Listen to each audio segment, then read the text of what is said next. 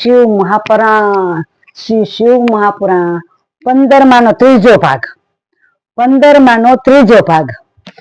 અને થોડ તો તમને યાદ જ છે. બ્રહ્મા દ્વારા પૃથ્વી પ્રાગટ્યો તથા દેવી સૃષ્ટિ.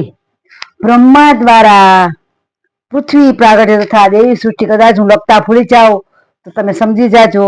અને એના લેખક છે મહર્ષિ વેદ, શ્રી શિવ મહાપુરાણ ભાગ બીજા ભાગનો 15માંનો ત્રીજો. આપણે પેલા હળીને હટકે યાદ કરશું.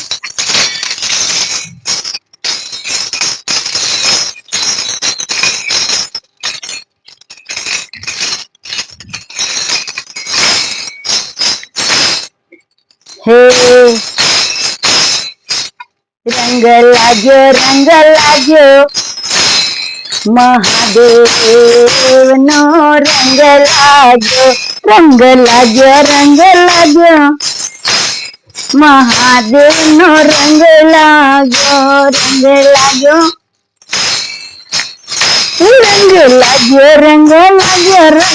લાગ્યો ભોળા નાથ નો રંગ લાગ્યો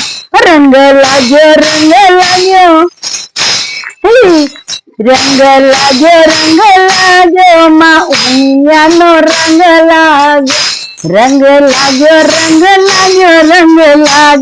ગજાનન નો રંગ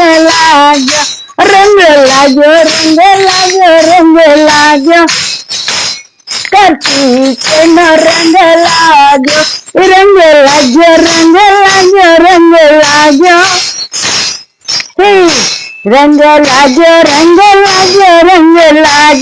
રીતિ સીધી નો રંગ લાગ્યો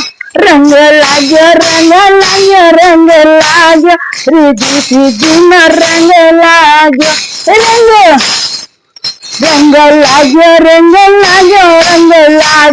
ભોળાનાથ નો રંગ લાગ્યો ભોળાનાથ નો રંગ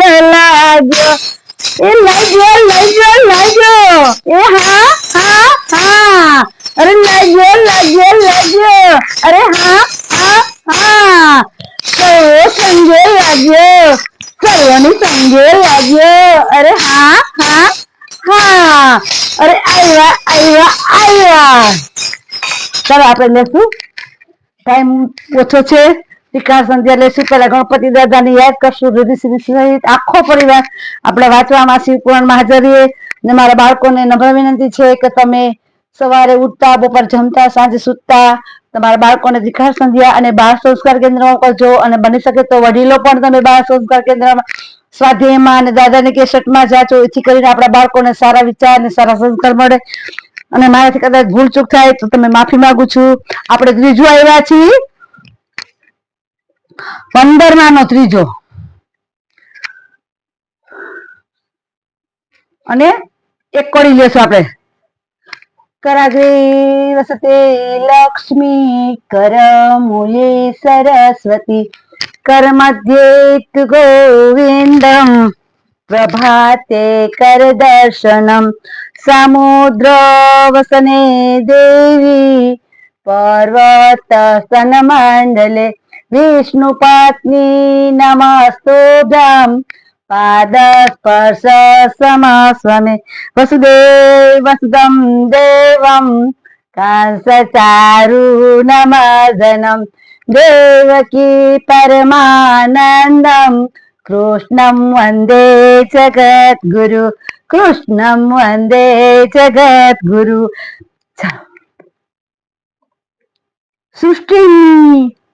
સૃષ્ટિની રચના કરી. સૃષ્ટિની રચના થતા ઈ સર્વગ્રહ વગેરે લોકની ઈશ્વરનો વિચાર કર્યો. 5 પ્રકારની સૃષ્ટિ પાછી 3 સ્વર્ગ અને પ્રકૃતિ બ્રહ્મા દ્વારા થાય છે. 3 બ્રહ્મા દ્વારા થાય છે. તેમાં પહેલો મત્સ્ય સ્વર્ગ, બીજો સૂક્ષ્મ ભૌતિક સ્વર્ગ, ત્રીજો વૈકારિક સ્વર્ગ અને એમ કુલ 5 સ્વર્ગ અને 3 સ્વર્ગ મળી 8 પ્રકારની સૃષ્ટિ રચી દીધી અને 9મી સૃષ્ટિ તે કુમાર સ્વર્ગ છે. 9મી સૃષ્ટિ તે કુમાર સ્વર્ગ છે. તમે પ્રકૃતિ અને વિકૃતિ વાળી છે તે ઘણા જ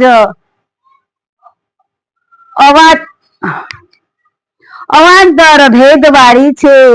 તેમાં ઉપયોગી ત્રિજાત્મક સંઘ છે, જેમાં અનેક સનકાદિકોનો કુમાર સ્વર્ગ થયો છે. આ સનકાદિકો મારા માનસ પુત્રો થયા. તે મહાન વૈરાગ્યથી યુક્ત હતા. એટલે જ્યારે મેં તેમને સૃષ્ટિ વિકસાવવાની વાત કરી તો તેઓ બધા જ વૈરાગ્ય યુક્ત બન્યા હતા. તેથી મને ખૂબ જ ક્રોધ ચડ્યો. મારી આંખમાંથી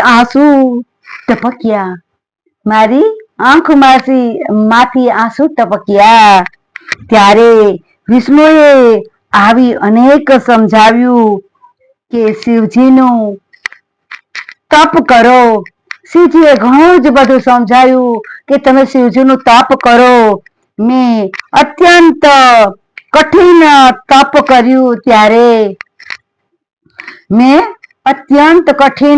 કર્યું ત્યારે મારી ભ્રમણ અને નાસિકાના મધ્ય ભાગમાંથી ત્રિમૂર્તિ અર્ધનારીશ્વર પ્રગટ્યા.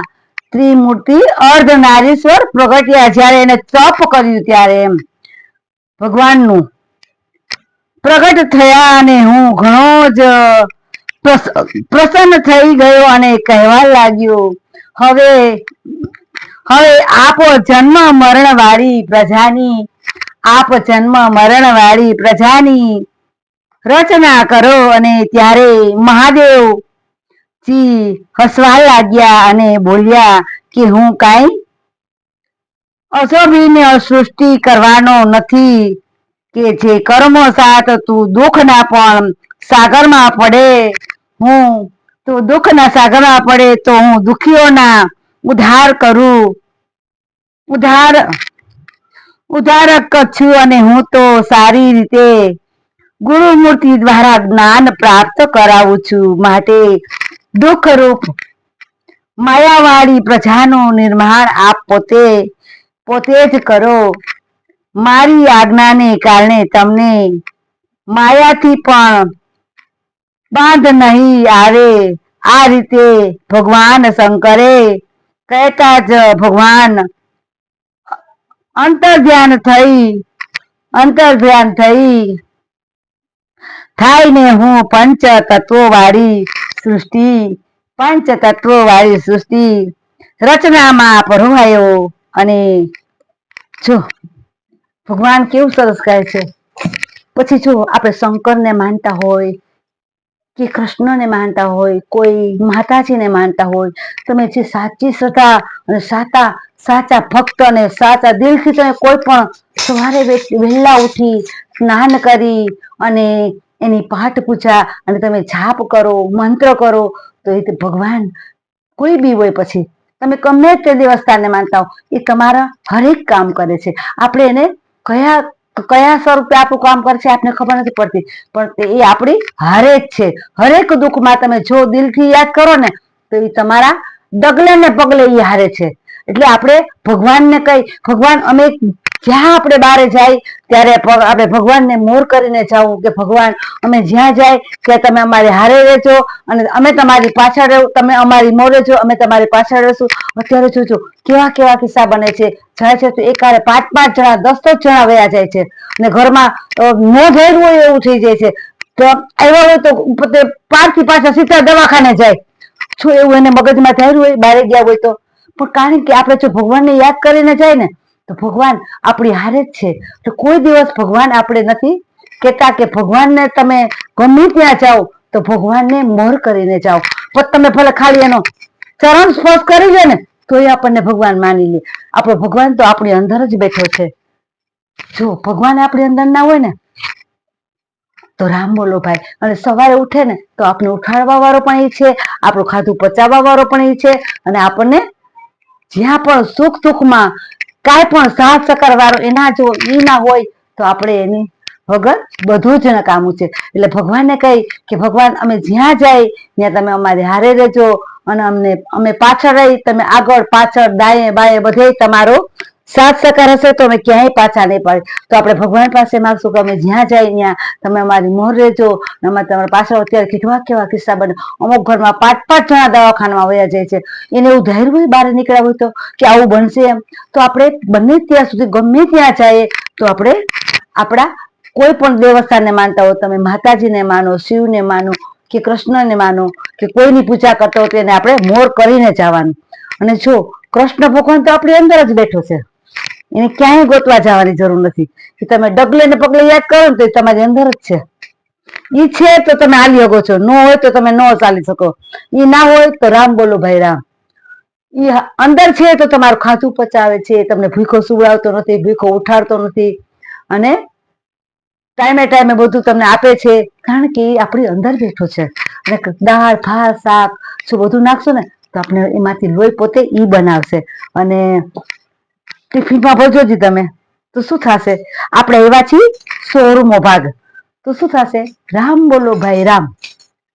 ના ટિફિનમાં ભરશું ને તો ફૂગી વળી જશે, અંદર જીવાત થઈ જશે, બાવા બાજી જશે. ને આપણા પેટમાં નાખીએ તો શું થાય, દાળ ભાત શાક જાત જાતના ભોજન બધું જ નાખી તો એમાંથી પોતે પાચન કરી પચાવે છે, અને એમાંથી લોહી બનાવે છે, અને આપણે શક્તિ આપે છે. જો આપણે ખાઈએ નહીં તો શું થાય, મરવા પડી જાય છે. આપણે કઈ હોય જ નથી રહેતી, નથી કોઈ હારે બોલવાની, નથી ચાલવાની.